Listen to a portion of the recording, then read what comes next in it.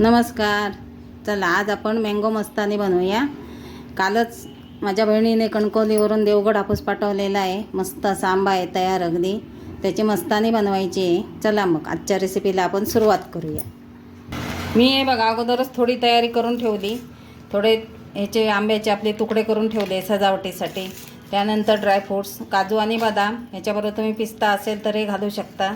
त्यानंतर इथं 2-3 आंब्याचा पल्प काढून ठेवला आहे, 3 आंब्याचा. आणि हा आंबा गोड आहे, हापूस आहे आणि चांगला पिकलेला आहे. जर गोड आंबा नसेल तर तुम्ही 1 चमचा साखर पण घालू शकता. आता हे आपण मिक्सरमध्ये थोडं फिरवून घेऊया.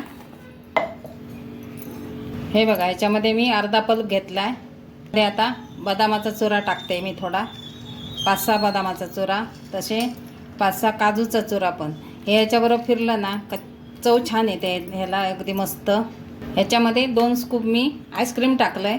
आता हे आपल्याला एकत्र सगळं मिक्सरला फिरवून घ्यायचं आहे.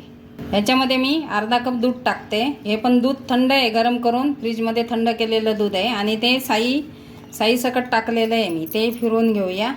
हे बघा इथे मस्त आपलं बॅटर तयार झालं आहे बघा. मस्त आईस्क्रीम, आंबा, ड्रायफ्रूट्स आणि दूध हे आपण सगळं फिरवून घेतलं आहे. जर तुमचा आंबा कमी गोड असेल तर थोडी साखर टाका. ह्याच्यात आपण केलेल्या आंब्याच्या फोडी टाकूया. त्यानंतर आपण थोडं आईस्क्रीम टाकूया.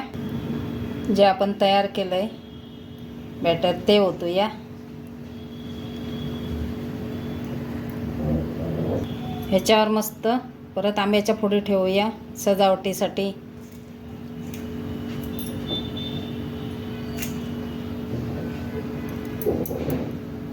बदामाचा चुरा,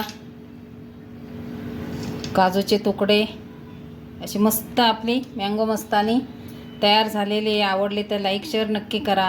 सबस्क्राईब करायला विसरू नका आणि शेजारील बटन बेल आयकॉन नक्की दाबा. मस्त अशी आपली मँगो मस्तानी तयार झाली. अशी पटकन होणारी मँगो मस्तानी नक्की करून बघा. बाहेरची मँगो मस्तानी खाण्यापेक्षा घरात पटकन होते आणि तेही आपण स्वतः बनवतो. त्याचा आनंद वेगळाच असतो. आवडली तर लाईक शेअर नक्की करा.